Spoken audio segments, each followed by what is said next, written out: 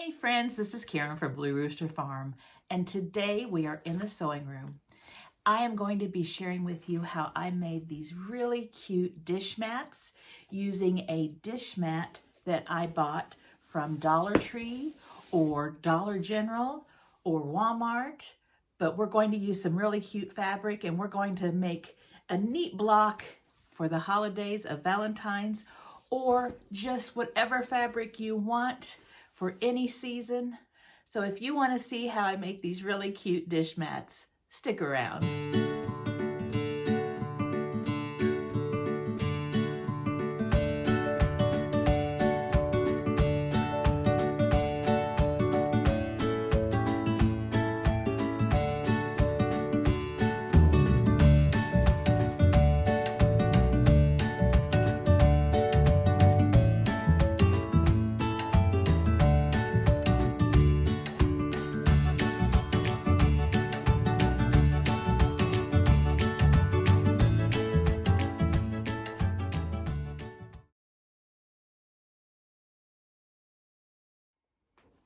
Thanks for sticking around. Well, I'm going to share with you how I make these dish mats today because for the last couple of years I have been making these, and I was going to show you some of the ones that I have made in the past. Now these dish mats are used. I use them as dish mats to put wet dishes on. I also use them as hot pads and things when I'm cooking, or as a mat on a table. I might have a plant on it, or I might have a vase of flowers on it, but they get used all the time and they get washed. So these that you're going to see may not look as great as the first couple because they are brand new, but they are still completely usable, and you will see they wash up really nicely. So the first one I'm going to show you is just a basic one, and I made this one probably a year ago. So as you can see, I've used Christmas theme fabric. So this one I used during the holidays. It has different widths of fabric strips, and I've sewn those together. And on the back, I just left whatever was on the back of the mat there because I like that terry cloth and it's very absorbent. And of course, just put a binding on it. So there's one, and this has been through the wash many times. You can tell how flexible it is. It's washed a lot. And when I wash them, I try not to dry them, but they get dried quite often. I like to just lay them out, and that way they stay a little bit nicer looking. But this one I think's been in the dryer a couple times, and it still looks great. And if I don't dry them, I just lay them out or hang them or just flip them over a hanger, you know, like this, and let them dry. So the next one is one similar. This is a fall colored one, and this one was made about, not last fall, but the fall before last, and it's gotten a lot of use as well. The only thing different on this one is I've used a decorative stitch, and you can see those decorative stitches that are in the ditch. If your sewing machine does those decorative stitches, this is a great one to use it on. And you can see on the back the stitches. And so that's really fun. And this one's been used a ton, washed a lot too. And you can see it still looks great. Here's just a basic one. And this one, I don't think I've washed. It is in our laundry room, and I just have the soaps and stuff on it on the washing machine, because whenever the washing machine does the spin cycle, you know, everything shakes, and this kind of buffers it so we don't hear that sound. So that one's just a woven one. I use some woven fabrics and nothing special about it, but it's cute. This one is a well-loved one. This one's probably 2 years old as well. On this one, I used the hourglass block, and I just made hourglass blocks, put them in strips, and then did the quilt as you go with those strips. So that one was quite easy, and you can see how I quilted it down. You can also use blocks in your dish mats. This one I fussy cut, and this was some fabric that had borders in it, and I just fussy cut the welcome to our roost. And then I kind of did, it's like a log cabin, only it looks more like the courthouse stairs. And I just did the quilt as you go on that. And then on the back, you can just see the original backing. And this one's gotten lots of use. I use this one in the summertime when I'm canning. A lot of times I'll put things that I've canned after I've canned them onto this mat, and that works out great. Now this one I haven't used yet. I made this one this fall, and this one I used the strips, plus I use 3 sawtooth star blocks. And what I did was I made these small sawtooth star blocks. I stitched them together. I put a little sashing in between. And then I used this whole piece as a strip. So when I was quilting as I went, this whole piece was laid down and stitched. So we have the stitch marks just in, I don't know if you can see that, in straight rows. So that one turned out real cute. I haven't washed it yet, but it has been used. It's just not been used where it was getting dirty. It was on a table with things on it. And then, of course, today's blocks. This first one is the first one I'm going to show you. It's super easy. So if you're a beginner in sewing, this one will be the one that you will want to start off with. It is very easy. I just used different size strips, varied the width, and it turned out great. This fabric is Lila Boutique, and it is Love Struck, I believe. I had fat 8s from a Sew Sampler box that I thought, oh, that's perfect for this time of year. And then this one, you're gonna see I just made a block here. You can make any kind of block, or if you have blocks that you haven't been able to use, or they were sample blocks that you were trying something out, this would be a perfect thing to use them on. And then I did just strips out of mismatched fabrics that were kind of scrappy, and I thought that came out really cute. And of course the back, you can see what I stitched, and that makes the hearts poof too. So these are the ones that we are going to be quilting today, and I'm going to show you how I made this one and how I made this one. So we're going to start off with this strip one right here. And we're going to use a line of fabric that I had received in a Sew Sampler box probably a couple years now. And it's Lila Boutique, a Love Struck, and I thought this would be perfect for spring and Valentine's. These are fat 8s, and they'll work just fine. Fat quarters and fat 8s work, jelly rolls, honey buns, all of those work for these, as long as the fabric is long enough to either go across the width or the height or the width. You're fine. You can make your stripes go any direction. So what I'm going to do is I'm going to get these pressed up, pick out the ones I want to use. I am going to cut them between 1.5. Let's see, I think that's a 1.5. Let me check that out. Okay, so this one is 1 inch finished, but it's a 1.5 inch strip. This one right here is what it would look like if you had a 1.5 inch finished or a 1 3/4 inch unfinished strip. This one would be, if you cut it 1.5 inches, this is how it would finish. There's a wider one over here. And I'm guessing that this was probably a 2 inch, but they shrink up when you wash them and stuff. So I think this was probably 2 inches, and it looks like it's about 1.5 now, just because it's shrunk and it's puffed up.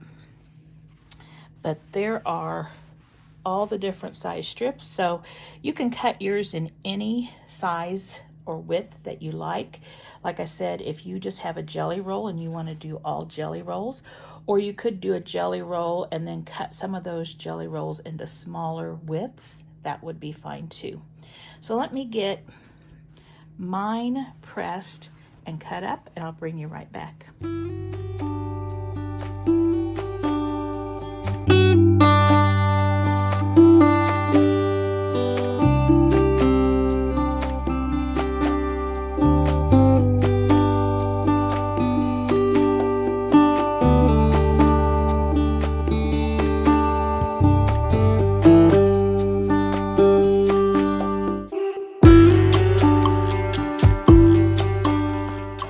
One thing you may have noticed when I was cutting my strips is that if it had a bigger design on the fabric, I cut those a little wider because those have such large prints that I want you to be able to see them. And then the things that, the fabric that had the smaller print, I did smaller. And so that way we can still see the fabric nicely. So I'm going to set this aside, and again, just cut several strips, you know, depending on the sizes. We don't know how many it'll take to go all the way across, so we can always cut more. So I'm going to set this aside. I'm going to work with this mat right here. And the first thing that I like to do is to draw a nice straight line somewhere in the center area. It doesn't have to be in the very center, but I like to start in the center area because I like to be able to sew and only have half of my mat under the neck of my machine. And so if I were to start over here, you know, it's going to be going this way, and it will also, whether it starts tilting or not, you'll notice it more. So I always like to start in the middle. And I've got a friction pin right here, and I'm just getting that straight. I'm using a line on my ruler right down here, and I'm putting it up to the edge of the mat, and that looks pretty straight. And this is a friction pin. It's okay if it was a permanent pin because everything is going to be covered on this mat.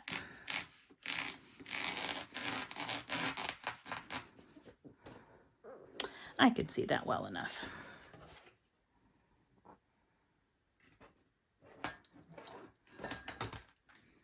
Then you want to choose two fabrics. And I usually like to go with one of the ones that I really like, one of the main prints of the fabric. And so we're going to lay that right even with that line, and we're going to let just a little bit hang over, but not much. You don't want to waste too much because you can always use these at the end as scraps. And then I'm going to put another piece that I want next to it right on top. And so both of those are butted up right next to that line. Okay, so we can pin this, or we can use clips. If you're using clips, you can only clip pretty much the bottom and the top.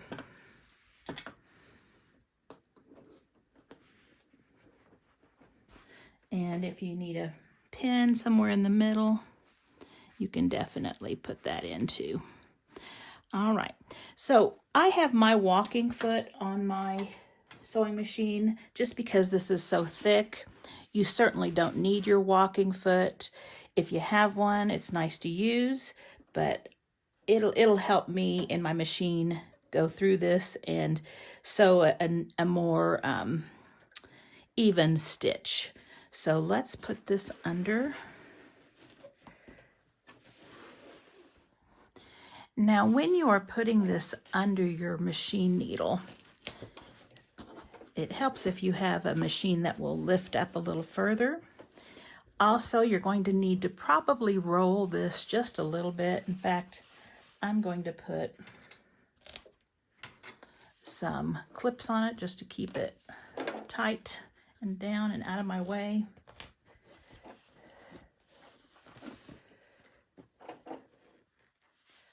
just like that.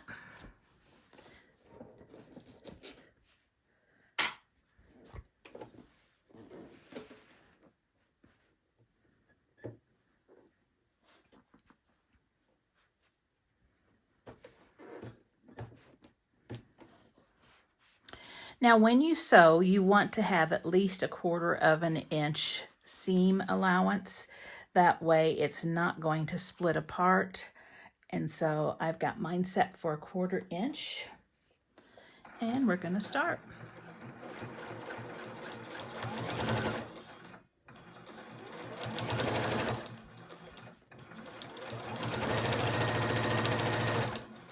And I'm even going to make my stitch a little bigger because it kind of drags just a little bit with this stuff on the bottom, and that way it'll pull it a little bit more.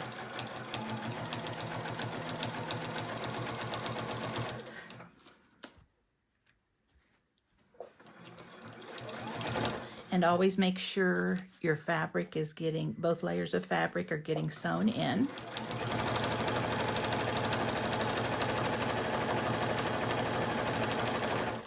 And if you find that you're getting a little bit of bulk here, you can always just pull it.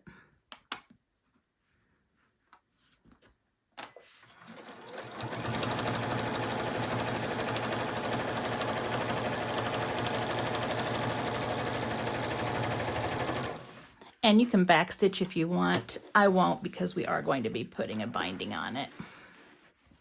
And then I'm going to clip my threads.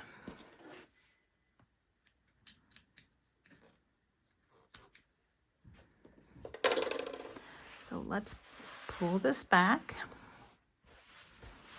And there we have our first 2 pieces put together. Now you can press this if you want, or you can finger press, whichever you like to do. I really do like to press, that way I know I'm getting it as flat as I can. So let me do that.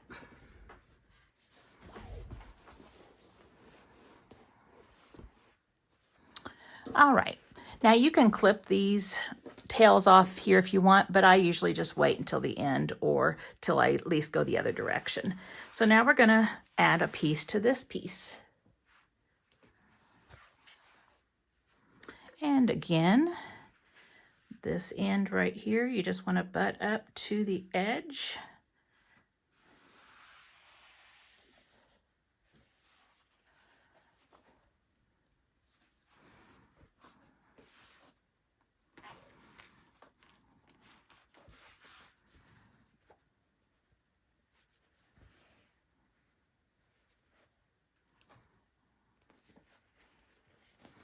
And we're ready to sew the next piece. Just 1/4 inch away again. And there we have another piece. I will press it. And be sure when you press that you really pull it out away from the seam. That way there's no little pleats in there. Okay, let's try this one.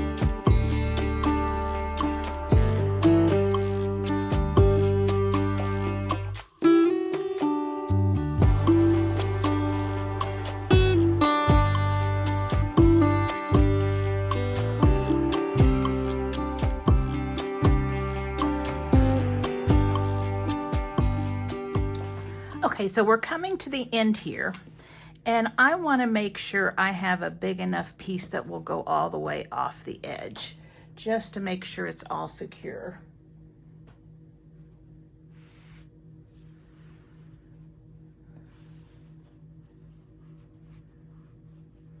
And some pieces, it'll look like it's going to be able to fit, but once you look at it again, it's not. So sometimes I just measure it. So it looks like the widest part here is going to be a little bit over an inch. So that means I am going to have at least like 1.5 inches to be able to get this to, well, actually more than 1.5 inches, 1.75 inches to get it to cover. And this is actually 1.75 inches, but I do not think it's going to do it. Or it's going to barely do it. Let's give it a try. We will just do a tiny bit smaller 1/4 inch. It will barely make it. I have another one that's a real thick one, and I could always cut another one too, but I'm gonna just go with this one.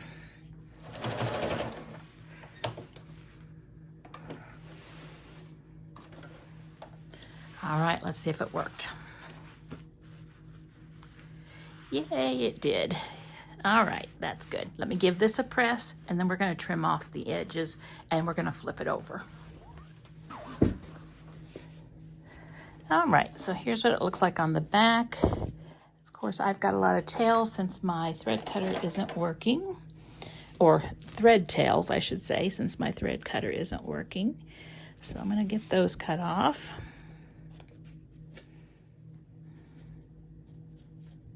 And while I'm at it, I think I'm just gonna go ahead and take off this tag too.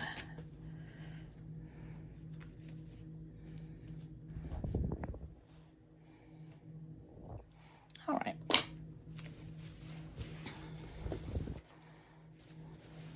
So we're gonna lay all of these fabric tails nice and flat.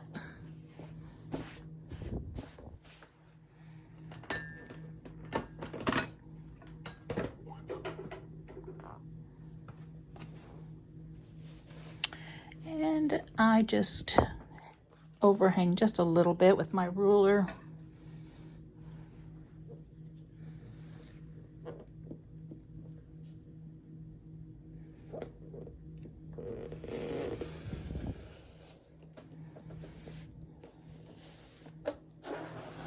And I'll save these for some scraps.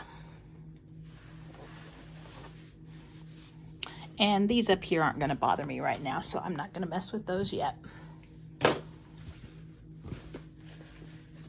Now we're going to start on this side. So the same thing.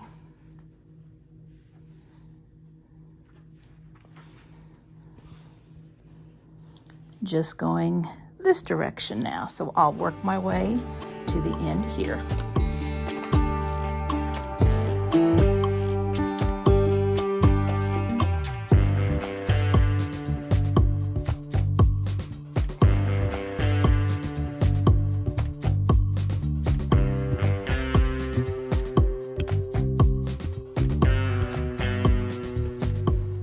And we have that all covered.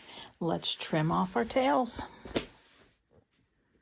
Now I'm just going to trim outside of the mat. Now, if you ever wanted just to cut your binding off of your mat, that's fine. It is a thick area to sew on.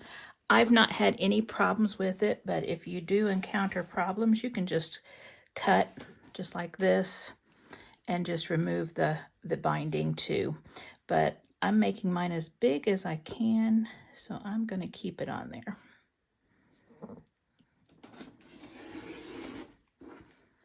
And sometimes you'll cut into it like I just did, and that's okay. It's all going to be in binding.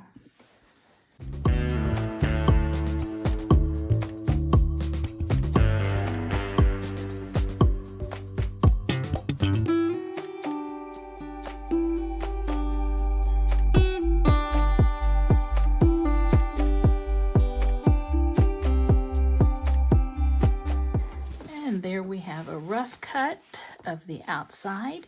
Now it's time for the binding. All right, now let's look at the binding. So first of all, we need to find out how much binding we're going to need. And this mat looks like it's 19, we can just say 20 inches, the width of it. And for the height of it, we have about 15. So that means it's 15, 20, 15, 20. So if you add all of those together, you've got 15 and 15 is 30, 20 and 20 is 40. You have 70 inches.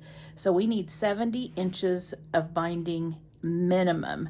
We're going to add to that because we need to make sure we have enough to overlap, and sometimes going around the corners and stuff takes up a little bit more.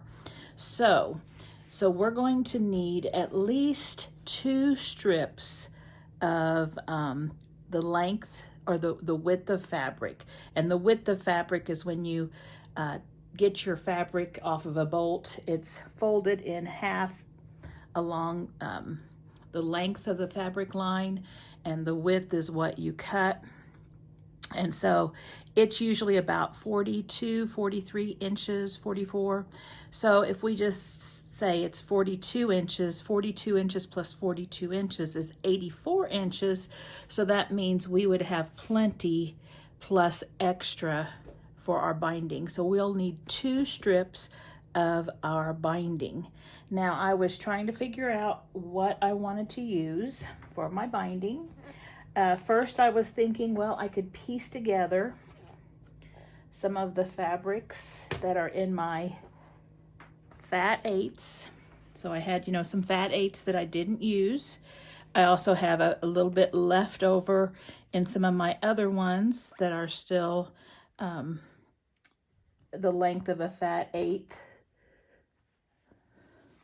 So I could just cut those up into the width of my binding and make a scrappy border, and that would be fine. But I was kind of thinking, well, I kind of want to keep my fabric because there's another little project that I was wanting to do with this. So I think I'm going to keep this for something else. And so I looked in my stash, and I love to put stripes for binding. And I love ticking, and I just happen to have this really cute pink and kind of a red or dark pink ticking, and I believe it was laundry basket. No, Andover. It's let me see. I know she's with Andover, but I don't see laundry basket on there. So this is some Andover fabric, and it is really pretty. I bought it because I thought it was really pretty. And I thought, oh, that might look good because I like to see this on binding. Now I'm going to show you how I check a binding to see if I like it or not. Okay, so what I do is I lay my fabric out with the fold up here, and then just lay that right here, and then I fold it over. And this, of course, is wider than mine's going to be, but it gives you an idea of what it's going to look like. And I thought that was really cute. And this is going to be in the kitchen. I like ticking in the kitchen, so I think we're going to go with that. Now, I say this is going to go in the kitchen, but you could use this mat for any room in the house. They'd be great for even dog water bowls. They'd be great for putting on a table with a plant on it. These will be great for anything. But use it for what you want. Mine's going to be in the kitchen, so this is what I'm going to do. So what I decided was I was going to use 2 1/4 inch binding strips. Usually I use 2 1/2 inch, but because I don't want the binding strips to be too overwhelming on such a small fabric, I thought 2¼ would be fine. So you're not going to see a whole lot of it, just a little bit of it. So let's see how we put these together for binding. So I'm going to zoom you down. All right, so what you're going to do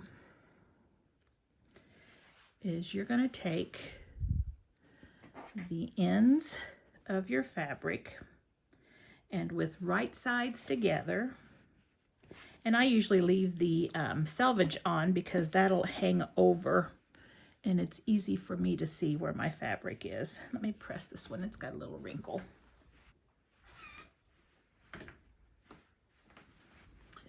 Okay, that's better. So right sides together, and we are going to let the selvage hang off, and I just use that edge line right there for the edge here, and this line right here for this edge. That way when I put my needle in, I'll put my needle right here, and I'll go from here to here. Now if you need to pin it, you can. Again, since you're sewing across like this, you want your pins out of the way. And I always like to think of this as the capital letter A goes up, comes down, and then we cross it in the middle. That's how we get these to lay correctly. So let me put a stitch in there.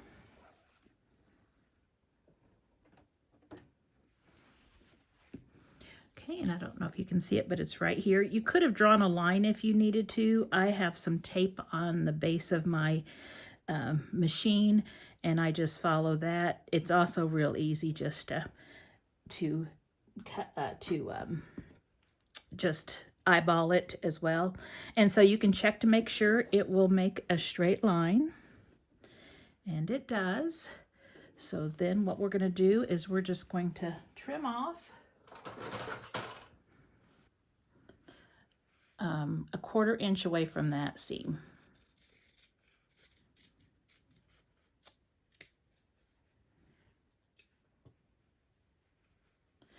And we can finger press, or you can use your iron to press.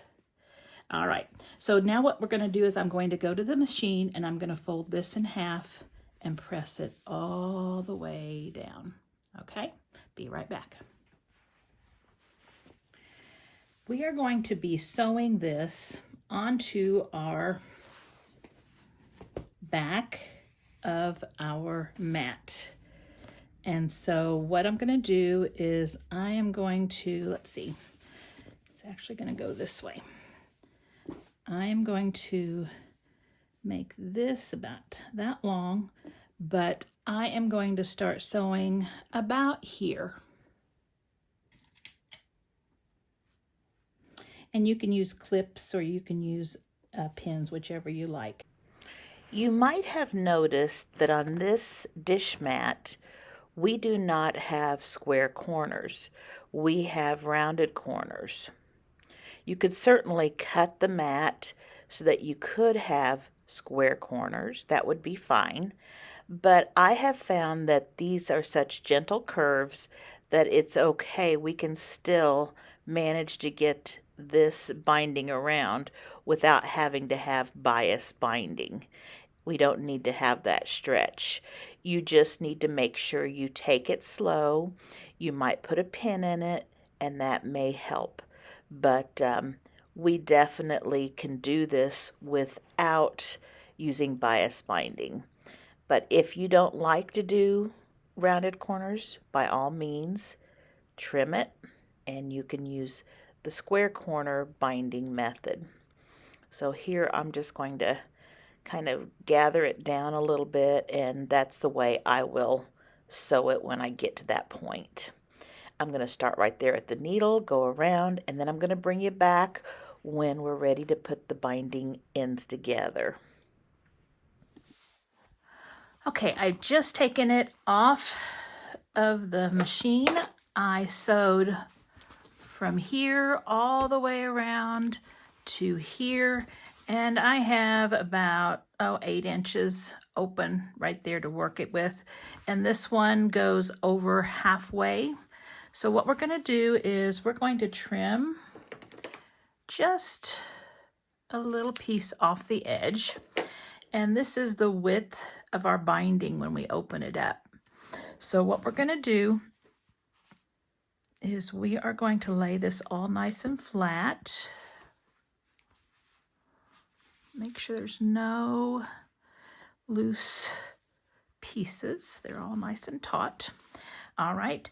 Then we're going to take and we're going to put, actually I have a selvage right here that I'm going to go ahead and trim off just because I don't want to work around it. Okay. All right. So then we're going to take this, and here is, so here is right here where the two begin to overlap. I'm going to place this piece right there with the edge of it right even with this, and then I'm going to cut this long tail, and I'm going to actually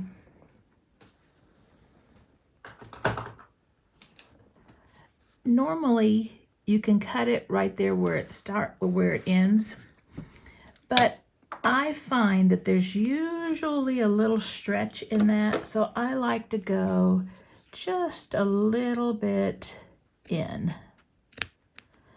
That way we won't have any bulge of fabric. Okay. So here we have our two pieces now. Okay, we have just the right amount of overlap. The overlap is the width of your binding. So I'm going to open this piece, and I'm going to open this piece. So I've just basically, here's my thing. I've just got my fingers in them, my thumbs out here, and what we're going to do is we're going to, you know, if you were doing a straight stitch, you'd put them face together like this, but we are going to do it this way. And I'm going to fold this so that we can see what we got. So we are making that capital A again, just like we did when we sewed our binding pieces together.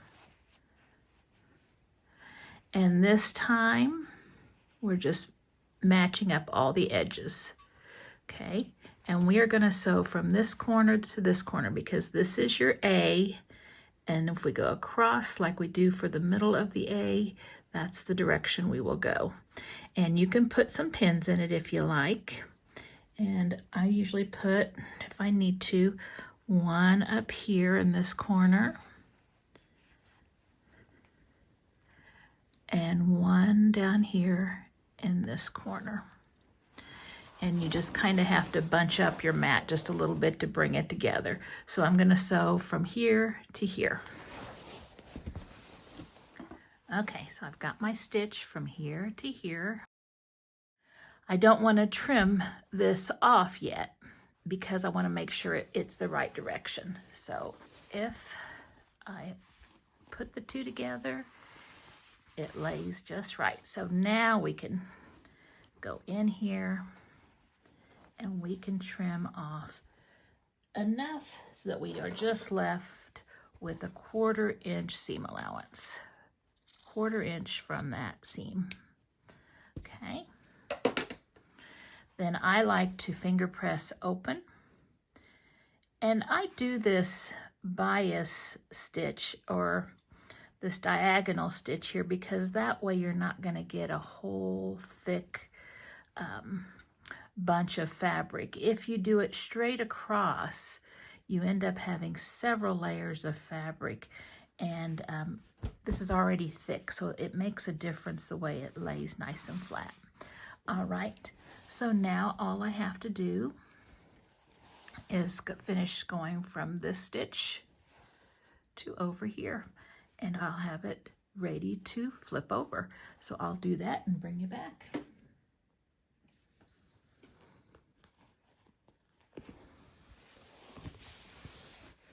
And there we have it. Right there is the seam. There we have it.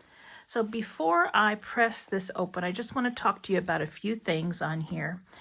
If you aren't comfortable with this flap and this one over here being loose, a lot of times I go ahead and do a basting stitch before I put my binding on, right up close to the edge and all around here and all around here. And I mean, you could do a basting stitch around the whole thing, but if you're afraid you're going to have this flip back on you when you're sewing, by all means do a little basting stitch there to hold it down. That's fine.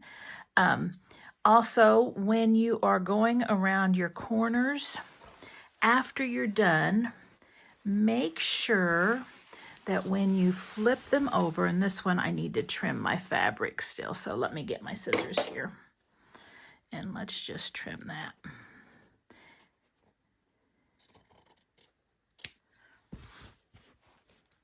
Make sure that when you pull, it's especially on the corners, that seems to be that you have enough fabric to get to that seam that you just made, those stitches. Okay, now if you don't, you have two options. You can either pick out your stitches and re-sew it closer to the edge, or you can trim this down. This is all going to be in binding. It's going to be, you're not going to see it. So if you need to trim these corners down just so that your binding will fit around, that's fine. That's fine. Okay, so what I'm going to do, got a couple strings here still. What I'm going to do is I am going to go over to my iron and I am going to press all of this out just like this, and just so that it's nice and flat and I can roll this binding around really easily. So that's what I'm going to do. All right, so I have this all nice and pressed. Got lots of threads everywhere. And now I am ready to start folding this binding in and sewing it down. Now, when you do your binding, your goal is to have this edge of your binding right barely over that seam that you just made. That is the perfect position, okay? Now, I like to just sit down and sew and just use my stiletto and just kind of keep it in line and go around. Some people are not as comfortable with that. And so if you're not as comfortable with that, you can take some Elmer's washable glue, or you can take some of this Seam-A-Line hot fabric glue, and this will help keep it down. You can put, let's just use this to start with. You can put a little bit on that seam allowance, and you would of course go all the way down, and then lay this on top, and then you're going to iron. So let me iron this real quick. And when you iron, you've got that temporary hold, and it washes out and everything. That's just washable school glue. But your needle can go through that without getting gummy. So you can go all the way around and glue your binding down if that makes it easier for you. So I'm going to go ahead and do mine that way today, and that way I'll show you when I sew on the binding how easy that is. So let me go ahead and get this all glued down.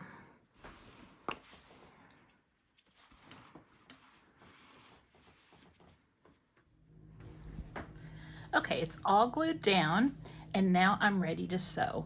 And I'm going to use a white thread. I usually match my thread with my binding, and I think white will be just fine. I still have my other foot on, so I'll just leave it on. And what I'm going to do is I'm going to sew right next to the edge of where the fabric and the binding meet, and I will sew as close as I can and all the way around, okay?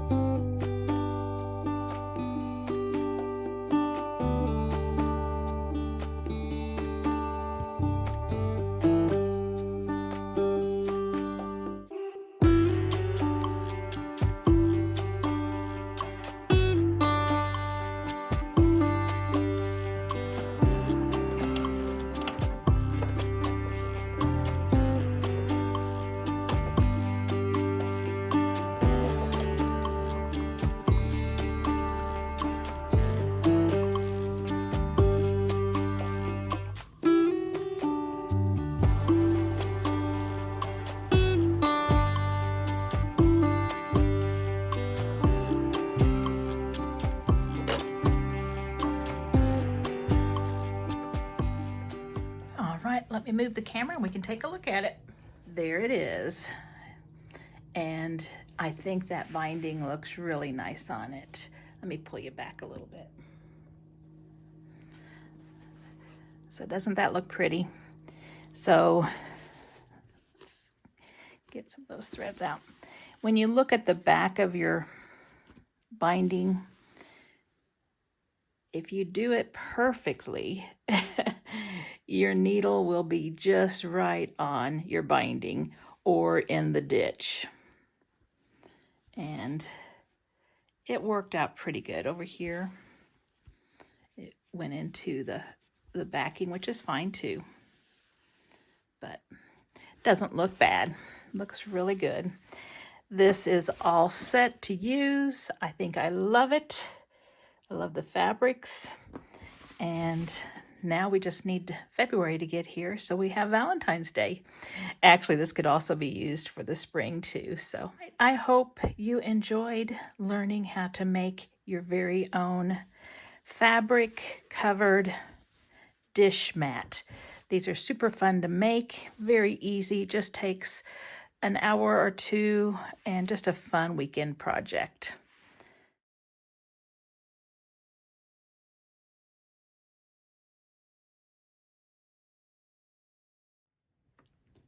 Let's make the heart dish mat now.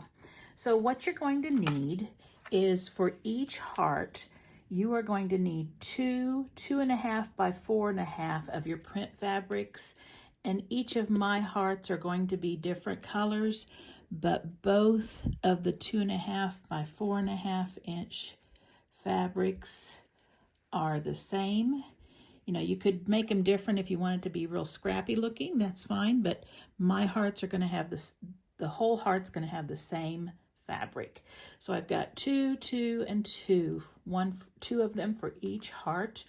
You also need 4 1-inch squares of background fabric for each heart, and these are the 1-inch squares. You're going to need 2 2.5-inch squares of the background fabric. So each heart's going to have 2 of those. And here we have the fabric just to make our 3 blocks that are hearts. And so if you want to take a screenshot of this, that way you'll have it. This is the time to do it. All right, so to get started, let's do one heart at a time. I'm going to set these aside.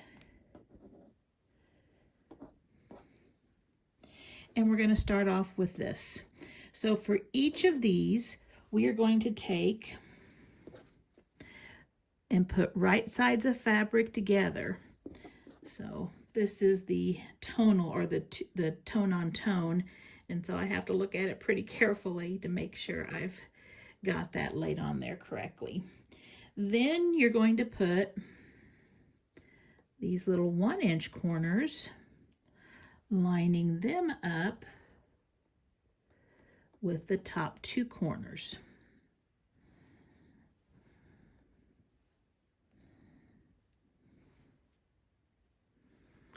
Now, if you don't have seam tape on your machine, you may want to draw a line.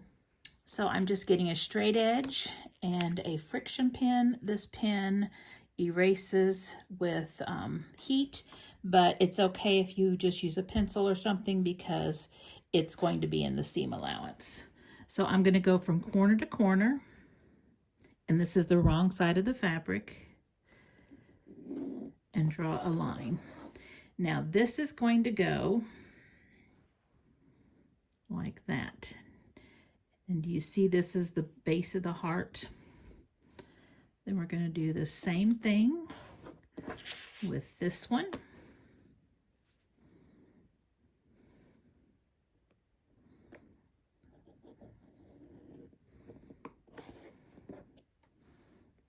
And that's going to go that way. So you see how they both are different. One's going down, one's going up. Now on your little squares, you're going to draw diagonals.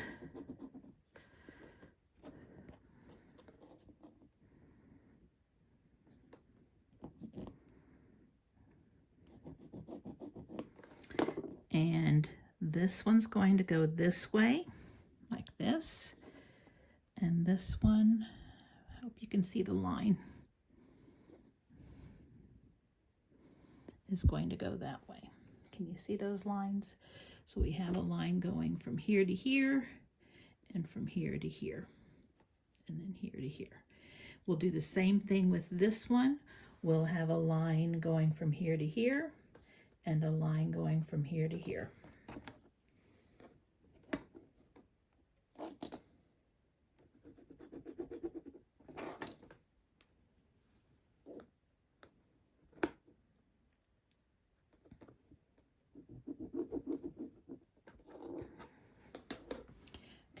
So I'm going to take this to the sewing machine and I'm going to sew directly on those lines, and I'll bring you back. Okay, here are my 2 pieces that I have stitched. Now what we need to do is we need to trim a 1/4 inch away from that seam line, and make sure you don't trim the wrong side. So this is going to flip down like this. So that means this right here is our extra. So let's cut a 1/4 inch away. And then the same at the top.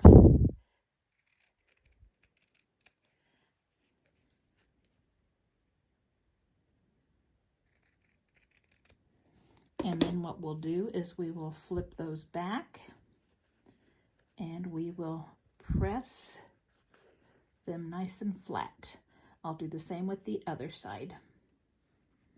And there we have the 2 pieces. Now what we're going to do is we're going to match up these seams right here and right down here.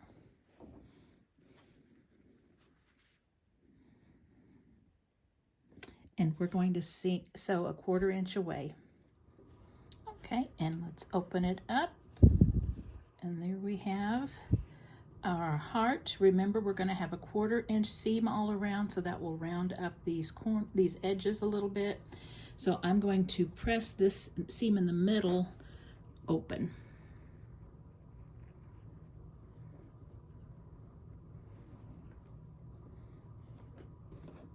And that'll make it nice and flat. Okay, I will do the other 2 blocks and then I'll bring you back. All 3 of my heart blocks are finished. Now what I want to do is put a 1 inch by 4.5 inch piece of sashing between each one. And so to do that, I will take this one right here and I will line that up, and I will sew a 1/4 inch away from the edge. I'll do the same with this one, and then we'll attach all 3. Okay, so I finished putting the fabric in between each of the heart blocks, and I pressed open on the heart blocks, and then I pressed these out. So whatever works for you is fine. Now we're going to put a border around this using the same background fabric, and I measured my block, and my block is 13 inches. So I cut my 2 strips 13 inches. If I know with my walking foot on, I don't know if I've got a real good 1/4 inch seam. I haven't used that a whole lot for quilting. So if yours measures differently, just cut your strips to the length of your 3 blocks. So now what I'm going to do is I'm going to sew across here and across there, and then I'll bring you back. Okay, I have got the top and the bottom sewed on, and I have pressed, and I just pressed toward the sashing or the border. And now you'll need to measure to see how wide your strip is that you need for this piece here. And mine is 6.5 inches tall, so we've got 6.5 inch strip. That's a 1.5 inch thickness. So we're going to put face down, 1 on each side, and sew 1/4 inch away from the edge, and then we'll be right back. All right, my block is all finished. I have the sides on, and I believe this one ended up measuring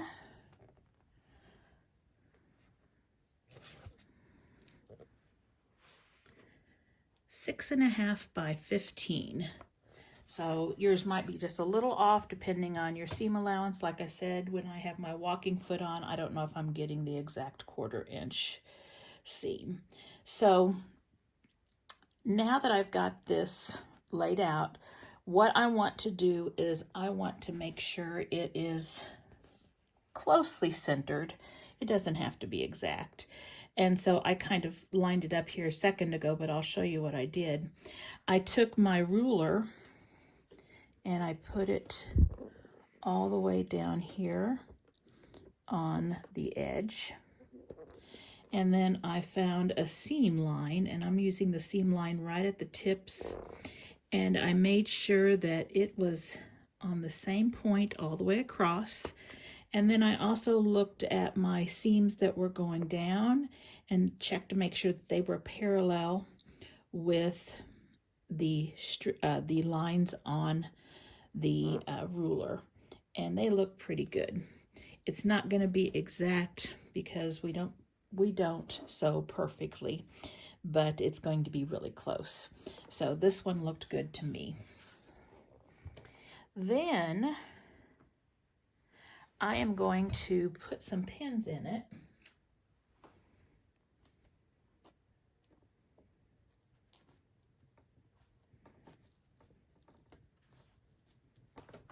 And I am going to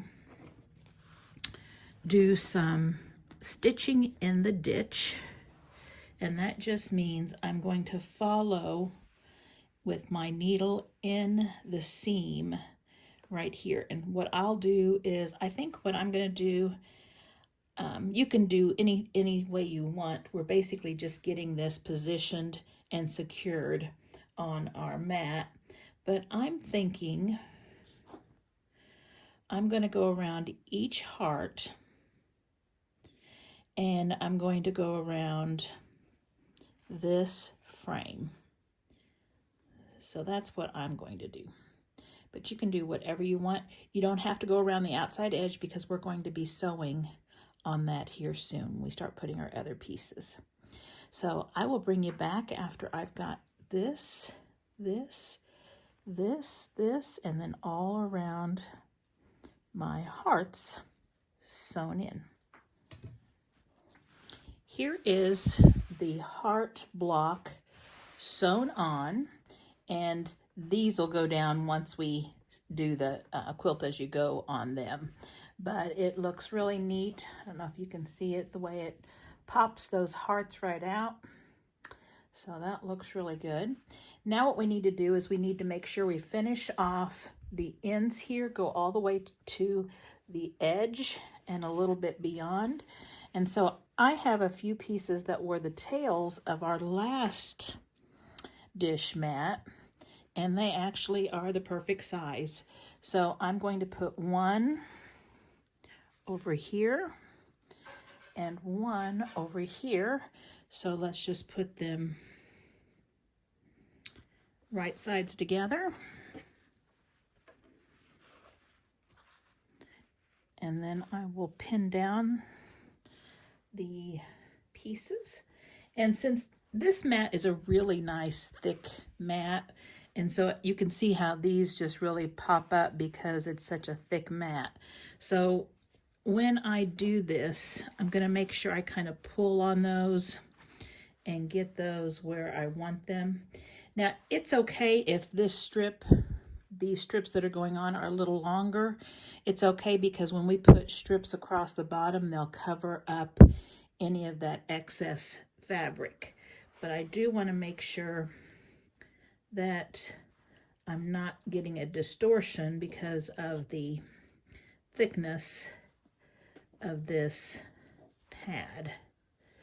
So just making sure that that's laid on there correctly.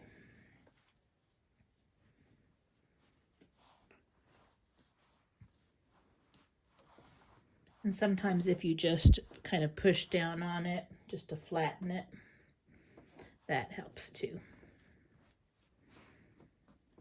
Okay, and then I'll get this other one.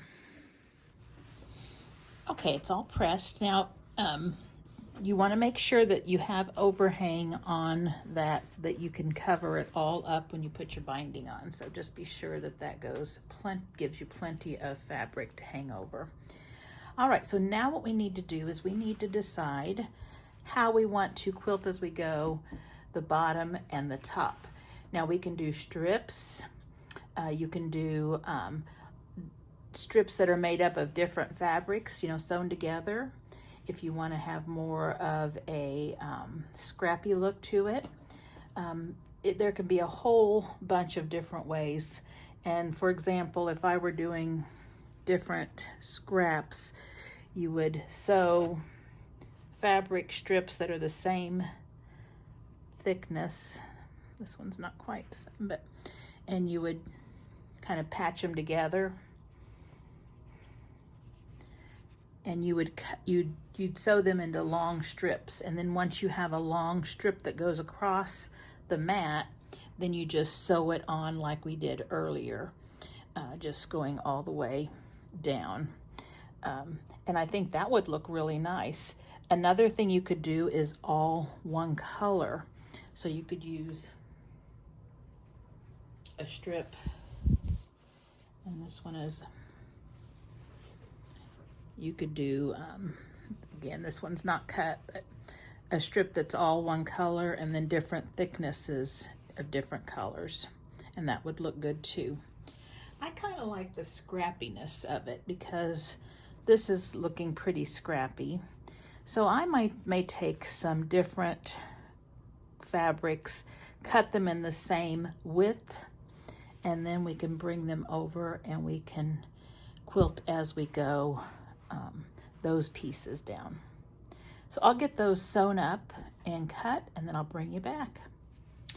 Here is what I've pieced together. I just made long strips of different lengths and widths, some thicker than others, but I made really long ones, and then I'll just cut them down and use the next section for another piece. So it's going to be quite patchworky, and I'll try not to let the seams match up, just to keep from having to match seams, so I can place them kind of however I want. So what I'm going to do is just like we did earlier on our other mat, I am just going to lay this across, right sides together. And you see where this one hung over, it was a little longer than the edge. That's just fine. We're just going to cover it up with this. So I will make sure that both ends cover. I will stitch 1/4 inch away, flip it over, add the next piece, add the next piece, add the next piece until I cover this binding at the bottom. Then I'll do the same thing starting up here and go all the way to the binding down there. I'll bring you back once I have all of that done.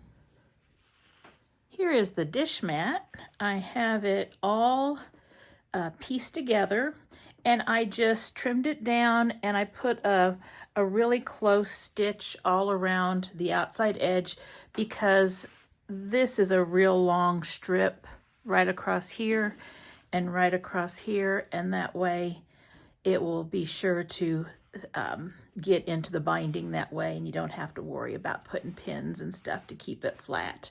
But I just went ahead and went all the way around. So now I'm getting ready to do my binding, and I'm going to do the same thing that I did on my other one. I'm going to use that pink ticking because I think that looks so cute, and these two will coordinate really well. I will put it on the same way that I did on my other mat, and I think it's going to look really cute. So I will bring it back when it's all finished, and we'll look at the two together. And there it is, all finished, and I think it looks really, really cute. I'm super pleased with it.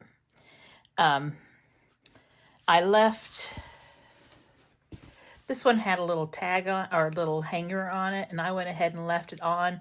I just pinned it back here once I had all of the quilting done. And then when I put the binding, I put it over it and just sewed, and then it just pops back up when you're done. So very happy with this one. And let me pull the other one that we did earlier out.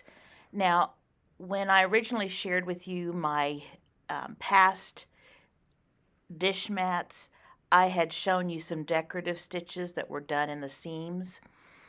If you want to do that, I suggest you do it before you put your binding on.